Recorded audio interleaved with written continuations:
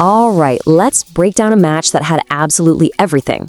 We're talking a lightning-fast start, a total meltdown, and a final score that left one of Liga MX's giants just stunned. This is the story of how Rayados imploded. So, get this. 50 seconds. That's it. That's all the time it took for Rayados de Monterrey to get on the board. You'd think, okay, game over. This is going to be an easy win. But what happened next was anything but. So the game kicks off at the Estadio Olímpico Benito Juárez, and right from the first whistle, Monterrey just looked like a team on a mission. They came out absolutely on fire, looking pretty much unstoppable. And this is the guy who lit the spark. Juka gets this perfect pass, shows some amazing composure to just dance around the goalie, and slides it right into the net. 1-0. What a way to score your first goal for the club. And then, just to really drive the point home, right before the halftime whistle, Tecatito Corona makes it 2.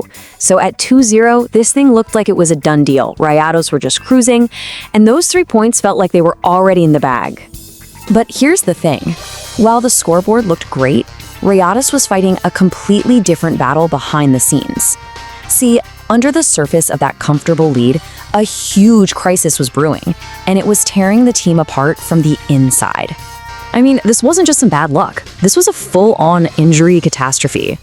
Look at this list. It's a nightmare for any team. And to make things even worse, Ocampos and Fimbres both had to be taken out during this very match. So Rayados wasn't just playing against Juarez. They were basically at war with their own bodies. Okay, so we head into the second half, and the whole script just flips. Juarez comes out of that locker room looking like a completely different team, like they were determined to fight their way back into a game that pretty much everyone had already called. And they didn't waste any time. Just 4 minutes in, boom, Jairo Torres gets on the end of a cross with a beautiful header. The lead is cut to 2-1. And just like that, the home crowd absolutely erupts. There's hope again, and all that pressure just swings right back onto Monterrey's shoulders. You could just feel the momentum of the entire game change in that moment. It really makes you wonder about the question the source material asks. Who was the villain of the match? Because the next wound was completely self-inflicted. And there it is, the moment the game just completely turned on its head. Only 8 minutes after giving up that goal, Víctor Guzmán gets a straight red card for a really reckless tackle. So an already hurting, struggling Rayados team is now down to 10 men with over half an hour left to play. It went from a bad situation to an absolute nightmare in a heartbeat. From that point on, it was basically a siege. With the man advantage, Juarez could smell blood in the water and just relentlessly push forward. For Rayados, it stopped being about winning, it was just about trying to survive. This timeline is just brutal to look at. It shows you exactly how a dream first half can turn into an absolute nightmare.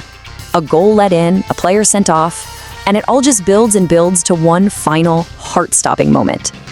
So, we're deep into stoppage time. The clock is ticking down, and the referee points to the spot. A penalty for Juarez. Oscar Estupiñán steps up, cool as you like, and just buries it. The unthinkable happened. It's 2-2. So the final whistle finally blows on a wild 2-2 draw. But you can bet that this result felt very, very different in each of those locker rooms. For Juarez, it was a heroic comeback. For Rayados, it was a complete and utter collapse. So after a roller coaster like that, what's the fallout? Let's take a look at what this wild result really means and what's on the horizon for both of these clubs. For Juarez, it's pretty simple. They've got to ride this incredible wave of momentum into their next home game against Tigres. But for Rayados, well, there's no time to feel sorry for themselves. They have to somehow regroup immediately for a massive Concacaf Champions Cup match against Cruz Azul. The pressure is just piling on. And that really leaves us with the big question hanging over this whole thing, doesn't it? Do we remember this as a story of a point heroically saved by a tough Juarez team?